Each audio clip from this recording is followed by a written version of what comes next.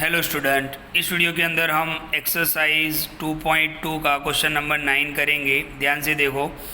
Late R यानी relation be R be the relation on Z. Relation आपको किस पे दिया हुआ है? जेड पे दिया हुआ है। अब आपको जेड यानी पता होना चाहिए। जेड यानी क्या होता है? इंटीजर। इंटीजर यानी कौन कौन से नंबर? नेगेटिव नंबर भी आएंगे, ज़ीरो भी आएगा और पॉजिटिव नंबर भी आएंगे। ओके, आपको रिलेशन कैसे बनाना है? ए बी ऑर्डर्ड पेयर बनाना है। ए भी आपको जेड से लेना है और बी भी आपको जेड से लेना है। और रिलेशन किस तरीके से बनेगा? ए माइनस बी करो तो वो इंटीजर ही आना चाहिए, राइट? ओके, और फिर आपको डोमेन और रेंज फाइंड करना है। तो ध्यान से देखो, यहाँ पे क्वेश्चन में लिखा हुआ है ए बिलोंग्स टू जेड, तो हमने लिख दिया ए बिलोंग्स टू जेड, यानी ए की वैल्यू आपको कहाँ से लेनी है? जेड। जेड यानी इंटीजर। तो हमने यहाँ पर ए आपको सेट बना के बता दिया, dash dash dash -3 -2 -1 0 1 2 3 dash dash dash. आप देख सकते हो कि नेगेटिव नंबर भी है, ज़ीरो भी है और पॉजिटिव नंबर भी है। अच्छा, यहाँ पर और भी लिखा हुआ है कि बी बिलोंग्स टू जेड, तो बी भी आपको कहाँ से लेना है? जेड से। तो बी की वैल्यू भी हमने यहाँ से, बी का हमने z आपको बता दिया कि b की वैल्यू आपको कहाँ से लेनी है? z से लेना है। z यानी इंटीजर। तो -3 -2 -1 0 1 2 3। ओके, अब आपको रिलेशन कैसे तैयार करना है? ऑर्डर्ड पेयर कैसे तैयार करना है? ए बी, यानी a माइनस बी करो तो उसका आंसर इंटीजर ही आएगा। अब कोई भी देख लो, आप a की वैल्यू 3 ले लो। अच्छा, 3 बिलोंग्स टू क्या है? z। 3 भी z में आता है। मान लो कि b की वैल्यू आपने -3 ली तो वो भी z में आ रहा है।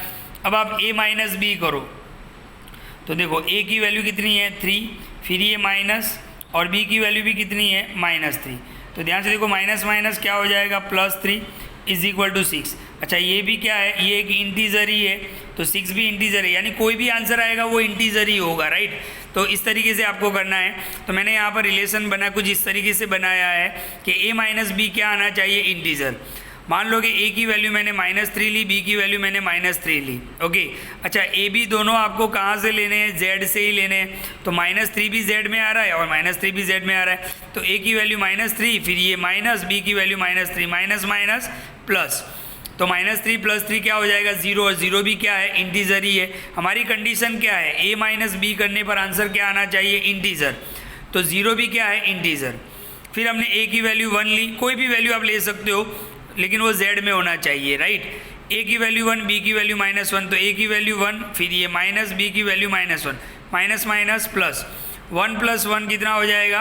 2 हो जाएगा, और 2 भी क्या है? इंटीजर है। ओके, फिर हमने a की वैल्यू 2 ले ली, b की वैल्यू 5 ले ली, तो हमें क्या करना है? a माइनस b, तो 2 - 5, तो -3 भी क्या है? इंटीजर। यानी आप कोई भी ऑर्डर्ड पेयर बनाओगे आपको आंसर तो हमेशा क्या मिलेगा? इंटीजर ही मिलेगा। तो ध्यान से देखो, हमारा रिलेशन ये हो गया। ओके, ये आगे चलता ही रहेगा। ओके, अब आप ध्यान से देखो, डोमेन और रेंज क्या होगा? देखो, डोमेन किसको बोलते हैं? रिलेशन के अंदर जो ऑर्डर्ड पेयर होता है उसका पहला एलिमेंट। ओके, तो -3 भी है, 1 भी है, 2 भी है, और भी नंबर आगे आएंगे, यानी कुल मिला के डोमेन आपका क्या हो जाएगा? z हो जाएगा। यानी यहाँ पे जो भी नंबर आएंगे वो इंटीजर ही होंगे, इसलिए हमने डोमेन को क्या लिख दिया? z लिख दिया। और रेंज भी क्या होगी? -3 -1 5। आप ऐसे लिख सकते हो, -3 -1 5 डैश डैश डैश।